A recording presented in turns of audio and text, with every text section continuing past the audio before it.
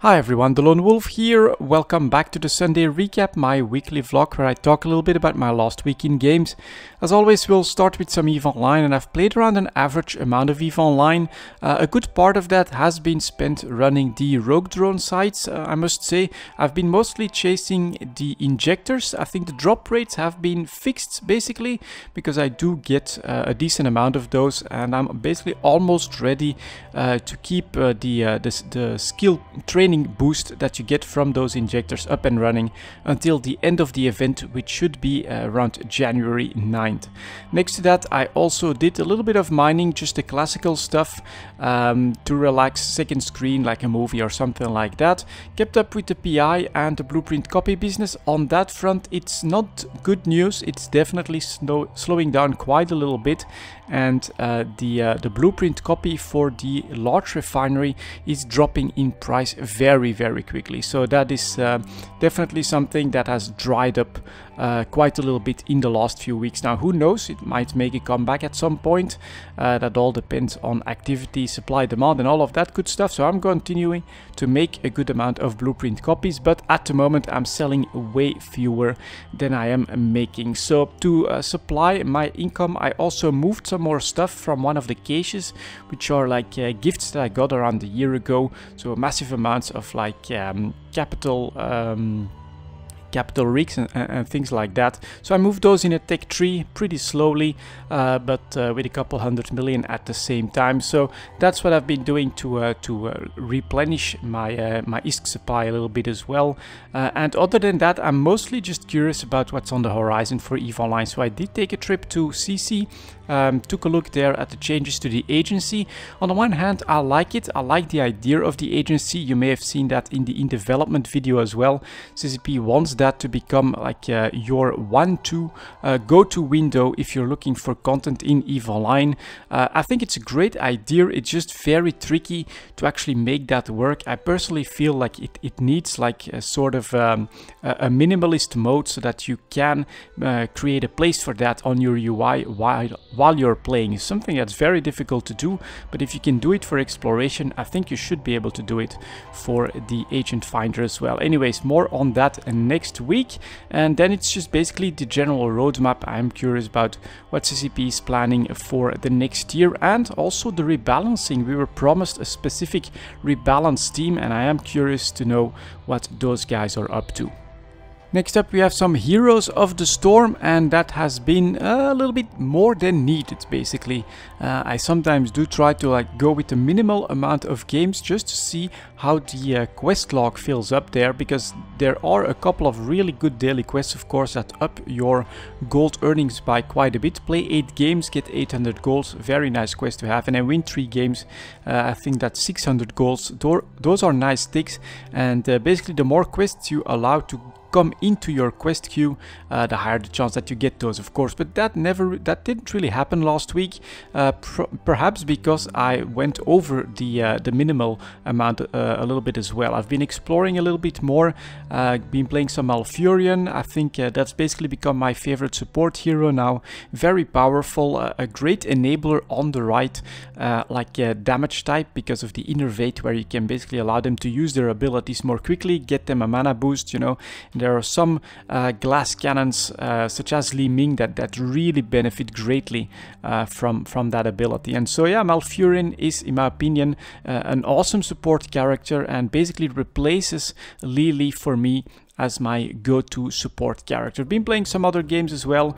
I still definitely enjoy Heroes of the Storm. It's something that I can get into every day. Just play a couple games, maybe spend an hour doing that, finish a quest if I feel the need to, or if I want to, I can play a couple of extra games and start working on the next daily quest and things like that. But overall, yeah, Heroes of the Storm, I must say I enjoy it. It's fast-paced as well, and I definitely prefer the idea of playing Heroes of the Storm over something like Dota or League of Legends, where basically my Heroes of the Storm session would play me maybe 1 game of Dota or 1 game of League of Legends, because of the items, because of the slower build-up that those games have. And so as a result, my MOBA at the moment, it's still Heroes of the Storm. I very much enjoy it, and I'm just basically keeping up with the daily quests in quick play. I don't feel any need to go into the leaderboards or anything like that. Also it takes more time because then you have to build up the teams and things like that. So quick play, quick in and outs, but definitely something that I keep doing on a daily basis. And then finally we also have some Skyrim. Now I've played a decent amount of Skyrim actually, and I've also been working on completing the uploads for my previous Skyrim series where I became the leader of the companions.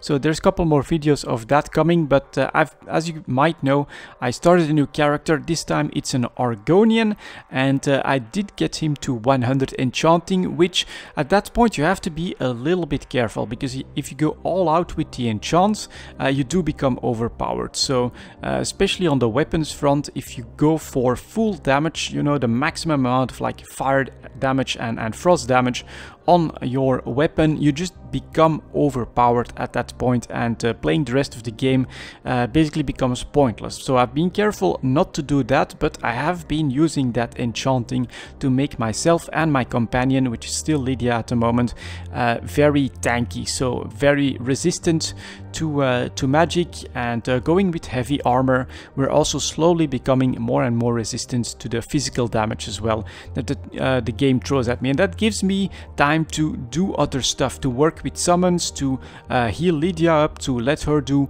most of the damage, so that I can basically stay out of the fights a little bit more, or handle bigger fights and more difficult fights where there's plenty of difficult enemies, and from time to time you still encounter that. From time to time I still need to heal myself, but that also means that I can throw away lots of the pots, like the resistance pots, and I don't need like 50 healing pots or anything like that. So we're running a little bit lighter on our feet. My character has become very powerful, but I still want to work on him a little bit, because I would like to get his conjuration up, preferably to the point where I can get 2 summons. That does mean 100, lots of work to do there, but it would be very cool to not have to run with a Frost Atronarch. He's very cool, but he's also a little bit too bulky for my taste. Sometimes he can't follow me because of the nature of the terrain and things like that. So for instance, summoning up 2 Dremoras and then have Lydia with me as well could be very cool. Or I also found a staff of Summon the Frost Atronarch,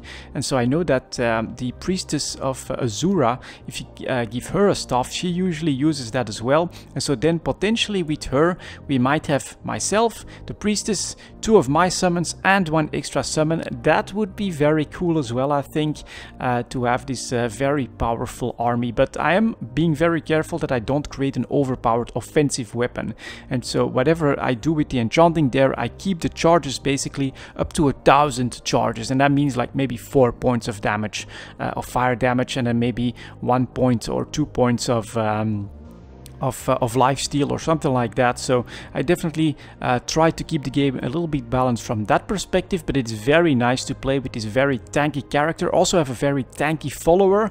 Lydia managed to do a one-on-one against a master vampire without too much trouble. That is very pleasant and basically what I'm building towards. So still need to work on my conjuration skill, on my heavy armor skill, and probably on my block skill as well. I might try to do something different with those skill points. We'll see how that works out, but it's very fun to me to get back into some Skyrim, and as I've said, once I feel like those characters are ready, then we are going to run with the Legion and see how that quest chain runs. But that's it for this week, guys. Merry Christmas for all of you, and I'll see you all next time.